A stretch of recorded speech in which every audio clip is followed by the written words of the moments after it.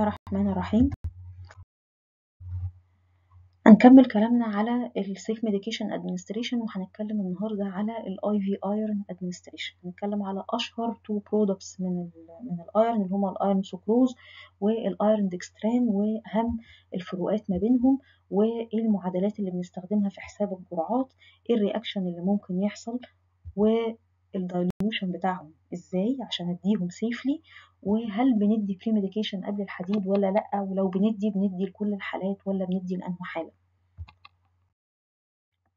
اول حاجه الايرون سكروز، وده موجود از 100 مللي جرام امبول، الفوليوم بتاعه 5 مللي لتر، موجود ان فورمز ايه في الماركت بتاعنا، موجود الفيروساك، اليورونيميا والفيرميد والساكروفير.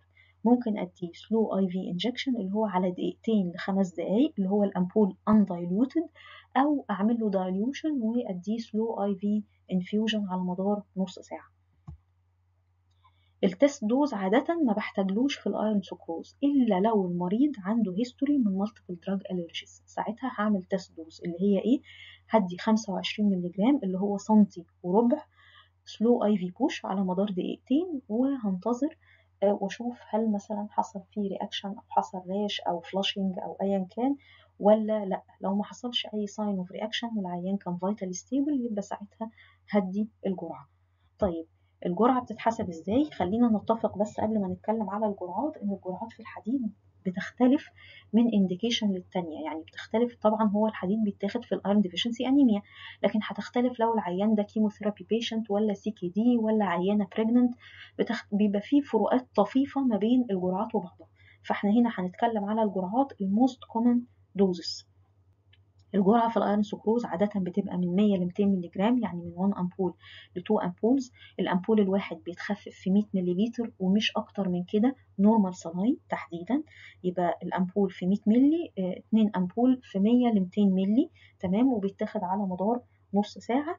والكيوميولاتيف دوز المفروض ان الجرعة دي بديها لو احتجت اكررها بكررها every other day او 3 مرات في الاسبوع، يعني 3 مرات في الاسبوع او مرتين في الاسبوع، يعني كل 3 ايام او يوم بعد يوم، مش اكتر من كده. يعني الايرون سكروز ما بيتعطاش ديلي، وده فرق ما بينه وما بين الايرون ديكسترين زي ما هنقول بعد كده. والكيوميولاتيف دوز بتبقى 1 جرام، يعني انا هدي مثلا 2 امبولز every other day توتال 10 امبولز. ما بحتاجش عادة ان انا ازود في الابيسود الواحد اكتر من 10 امبول الا لو كان في ongoing loss، تمام. والمفروض ان انا ما ازودش، واحنا بنراجع جرعة الايرون في المونوجراف بتاعه هلاقي ان في جرعات 3 امبول و4 و5 امبول في الجرعة الواحدة من الايرون سكروز. الجرعات دي الداتا في جرعات، يعني بالذات ال5 امبول، الجرعات اللي عليها الداتا اللي عليها داتا ضعيفة، وهي expert opinion، ولقوا ان الريت اوف رياكشن بيبقى اعلى بكتير اما بستخدم جرعات 300 مللي جرام او اكتر. وبالتالي الجرعات دي it is not preferred خالص، ولكن امبول ل2 امبول في الجرعة الواحدة every other day او مرتين في الاسبوع هتبقى جرعة معقولة ومور سيف بالنسبة للمريض. اكتر رياكشن ممكن يحصل اللي هو الهايبوتنشن، وده بيحصل اكتر مع الجرعات الكبيرة، وده اللي احنا لسه بنقوله، وبيحصل مع لو اديته رابيد ادمنستريشن، يعني لو اديت الدوز بسرعة، تمام. يبقى دي الحاجتين اللي هخلي بالي منهم وانا بدي الايرون سكروز. طيب الايرون ديكستران متوفر كامبولز 100 مللي جرام برضو في الامبول، لكن الامبول الفوليوم بتاعه 2 مللي فقط، وده موجود اللي هو الكوزموفير والفيركايل. ده بقى لازم اديله تست دوز زي ما هنشوف.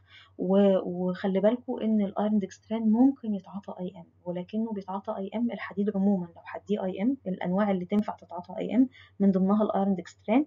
الايرون سكروز لا، مش بيتعاطى اي ام، بيتعاطى اي في بس. فاما باجي ادي الايرون ديكستران بالاي ام ميثود، المفروض ان هو بيتعاطى بالزد ميثود، والزد ميثود دي المفروض ان هو ويل تريند بيرسونال هو اللي يديها. والحقيقة حتى مع الطريقة دي ممكن يعمل ستيننج ويعمل مشاكل، يعني في مرضى كتير اشتكوا من الطريقة اللي هي الميثود اللي هي الاي ام في الحديد. فهي بصراحة انا مش شايفة ان هي بريفيرد خالص بالنسبة للحديد. ممكن يتعاطى سلو اي في انجكشن، يعني برضو الامبول على مدار دقيقتين ل5 دقايق، وممكن يتعاطى اي في انفيوجن. وزي ما اتفقنا لازم يتعطاله تيست دوز، والتيست دوز بتبقى عبارة عن 25 مللي جرام اللي هي نص ملي هنا لأن الفوليوم مختلف. فبديها يا اما بديها سلو اي في انجكشن اللي هي على مدار دقيقتين وبستنى ساعه، او بديها انفيوجن اللي هو النص ملي ده بحطه على 100 ملي نورمال سلاين وبديها على مدار ربع ساعه اي في انفيوجن، وبستنى بعدها ساعه وفي خلالها بتابع الفيتال ساينز بتاعه المريض بتاعي. لو الدنيا عدت تمام ومفيش مشاكل وما ظهرش عليه اي رياكشن بدي الجرعه. الجرعه بقى ازاي؟ هنلاحظ ان الجرعه مختلفه كتير في الايرون ديكستران عن الايرون سكروز. الجرعة المفروض إن هي بتتعاطى يا فيكسد دوز يا مالتيبل ديلي دوزز، ودي أول فرق، إن هو بيتعاطى بجرعات كبيرة مرة واحدة يعني كذا أمبول مع بعض مرة واحدة، وممكن يتعاطى بجرعات صغيرة اللي هو أمبول واحد كل يوم. ودي يعني الطريقتين مختلفين تماما عن الأيرون سكروز. التي دي اي او التوتال دوز انفيوجن اللي هي الجرعه الكبيره اللي بتتعاطى مره واحده، لقوا ان هي الانسيدنس اوف ادفيرس ايفكت بيبقى اعلى، وده بيحصل في خلال من 24 ل 48 ساعه بعد الانفيوجن. يعني مش معنى ان الانفيوجن عدى على خير يبقى ان المريض مش هيديفلوب رياكشن. المريض لازم يبقى اندر اوبزرفيشن من 24 ل 48 ساعه بعد ما الانفيوجن كمان يخلص. الايرون ديكسترين دوزنج ممكن يبقى فيكسد دوز. الفيكسد دوز دي عبارة عن ايه؟ بندي 1 جرام دي اللي هي 10 امبول، بنديهم مرة واحدة في من 250 ل 500 مللي لتر نورمال سلاين على مدار ساعة كاملة. والحقيقة احنا ساعات حتى بنديها على مدار اكتر من كده، وايفن بعض الريفرنسز قايلة انك ممكن تطول المدة كمان عن كده. او كالكوليتد دوز. الكالكوليتد دوز بتتحسب بالمعادله دي، ودي بتبقى تيلورد على حسب العيان، على حسب العيان الكرنت هيموجلوبين بتاعه كام ووزنه وطوله والتارجت هيموجلوبين اللي انا عايزاه كام، فبحسبها بالظبط بتطلع لي كام. مثلا طلعت 700 مللي جرام اللي هو 7 امبول، بديهم ايه؟ بديهم امبول واحد يوميا لمده 7 ايام. فبديهم ايه؟ دي مالتيبل ديلي دوزز. وده الفرق اللي احنا قلنا برضو ايه، فرق من الفروقات بين الايرون ديكستران والايرون سكروز. طبعا المعادله دي صعب جدا ان احنا اللي نحسبها. من ادق واحسن الكالكوليتورز اللي بتحسبها الجلوبال ار بي اتش اونلاين كالكوليتور، وبيحسبها لنا وبتبقى يعني مظبوطه والدنيا تمام، يعني مش هنحتاج ان احنا نحسبها بنفسنا. طيب تعالوا نجرب كده الكالكوليتور ده شكله ايه. الكالكوليتور بقى بتاع الجلوبال ار بي اتش بتاع الايرون ديكستران بيطلع لي كده اللي هو الايرون ديكستران انجكشن كالكوليتور. بدخل الداتا بتاعت العيان، الجندر والويت والهايت والتارجت هيموجلوبين والكرنت هيموجلوبين. والحقيقه من ضمن المميزات في الكالكوليتور ده انه بياخد في الاعتبار الوزن بتاع العيان. في بعض الكالكوليتورز، خلي بالنا من الجزئيه دي، في بعض الكالكوليتورز ما بتاخدش في الاعتبار العيان الاندر ويت، بتحسب ان كل العيانين الوزن بتاعهم ايديال، فبالتالي بتطلعهولي ممكن تطلع لي العيان الاندر ويت تبقى اوفر استيميتنج لجرعه الحديد، تطلع لي جرعه حديد اعلى من الجرعه اللي المفروض المريض ياخدها. لكن هنا الكالكوليتور ده بياخد في الاعتبار الاندر ويت بيشنت، فبيطلع لي الجرعه مظبوطه. نخلي بالنا من حاجة تانية، وانا بدخل التارجت هيموجلوبين لازم اخلي بالي ان التارجت هيموجلوبين ممكن يفرق من عيان للتاني. يعني مثلا مريض السي كي دي او مريض الاند ستيج رينال ديزيز، احنا ما بنتعامل معاه التارجت هيموجلوبين بتاعه الماكسيمم بنخليه 11، لكن ما بحسبوش على 13 و14 زي مثلا لو مريض ايرون ديفيشنسي انيميا عادي. فنخلي بالنا من الهيستوري بتاع المريض بتاعي والكوموربيديتيز بتاعته ايه، بحيث ان انا اعرف التارجت بتاعه هيطلع كام. ونخلي بالنا برضو ان نحط في اعتبارنا ان الكوزموفير الامبول الواحد 100 مللي جرام في 2 ملليلتر فوليوم، لان ده اللي هيفرق معايا في المعادله اما اجي احول المليليتر لنمبر اوف امبولز. وجينا نجرب كده ندخل داتا بتاعت عيان مثلا مريض ميل بيشنت 75 كيلو و180 سنتي، والديزايرد هيموجلوبين بتاعه 11 لو قلنا ان المريض ده سي كي دي او مثلا مريض على داياليسيس، والكرنت هيموجلوبين بتاعه 8. هنشوف كده هيطلع لي الداتا ازاي. الريزلت هتطلع بالمنظر ده، هتطلع لي ايه؟ بالمليليتر 29 مليليتر، 29.4 مليليتر. دي ايه؟ دي بالملي. طيب الامبول الواحد فيه 2 ملي، يبقى هقسم على 2 هتطلع لي النمبر اوف امبولز اللي هو 14.7 امبول، اللي هو تقريبا يعني 15 امبول. المفروض ان انا هديها زي ما مكتوبه دلوقتي في المونوجراف بتاع الايرون ديكستران، هديها 1 امبول ديلي هتبقى لمده 15 يوم، او لو هديها على 14 امبول هتبقى لمده 14 يوم، اسبوعين يعني. الحقيقه الجرعه دي كانت من فتره، كانت بتتاخد على 2 دوزز كبار، اللي احنا كنا بنقول عليها بقى بنسميها توتال دوز انفيوجن. جرعتين كبار متقسمين على مدار يومين ورا بعض. يعني مثلا هم طلعوا 15 امبول، هدي النهارده 8 امبول وبكره 7، بديهم في 500 مللتر نورمال سلاين على مدار من 4 ل 6 ساعات. تمام. فدي برضو الجرعه دي مش موجوده حاليا في الانديكيشن بتاع السي كي دي بيشنت ولا الايرون ديفيشنسي انيميا بيشنتس، مش موجوده يعني، لسه موجوده في بعض الانديكيشنز لكن في الانديكيشنز دي مش موجوده، ولو ان احنا ساعات لغايه دلوقتي بنستخدمها برضو. بس احسب الاول التوتال دوز بتاعه الايرون تتاخد ازاي بالنسبه للمريض بتاعي عشان تبقى الجرعه مظبوطه ومحسوبه. ممكن تطلع مثلا 7 امبول، بدي ال7 امبول كلهم مره واحده. تمام. طيب يعني معنى كده ان مش دايما ال1 جرام اللي هي الفيكسد دوز هتبقى مناسبه لكل العيانين، لان ممكن التوتال دوز بتاعه العيان ممكن تكون اكتر من 10 امبول وممكن تكون اقل. يبقى انا لازم قبل ما ادي للمريض بتاعي حديد احسب له الايرون ديفيسيت. بحسب الايرون ديفيسيت ازاي؟ بالمعادله دي، والحقيقه المعادله دي اسمها جانزوني ايكويشن. المفروض ان انا قبل ما ادي اي عيان ايرون احسب له الديفيسيت بتاعه كام. طيب المعادله دي انا هحسبها بنفسي؟ لا، موجوده برضو في كذا كالكوليتور، من ضمنهم جلوبال ار بي اتش ومن ضمنهم الميد كالك. اسمها جانزوني ايكويشن، بدخل الداتا هو بيديني على طول الديفيسيت بتاع المريض كام ملي جرام، الملي جرامز دول هقسمهم على 100 يديني كام امبول. تمام. طيب خلي بالنا ان في حاجه اسمها الايرون ستورز، ده ايتم في المعادله. الايرون ستورز ده الرقم بتاعه بيتحط 500 مللي جرام لو المريض بتاعي كان ادلت اكتر من او يساوي 35 كيلو جرام. طيب لو مريض اقل من 35 كيلو جرام، والحقيقه للاسف احنا ساعات بنشوف حتى ايفن ادلتس اقل من 35 كيلو جرام، يبقى ساعتها هحسبه على 15 مللي جرام بير كيجي، سواء المريض بتاعي تشايلد او المريض يعني ادلت ووزنه قليل. طيب الرياكشن بقى بتاع الايرون ديكستران، نخلي بالنا ان الرياكشن بتاع الايرون ديكستران ممكن يحصل فيتال رياكشن اثناء التست دوز، وللاسف برضو ممكن عيان ياخد التست دوز وما يحصلوش رياكشن ويحصل رياكشن اثناء ما انا بدي الجرعه نفسها. تمام. يعني معنى كده ان التست دوز في الايرون ديكستران it is a poor negative testing، يعني ممكن تطلع نيجاتيف بس في نفس الوقت يحصل له برضو حساسيه.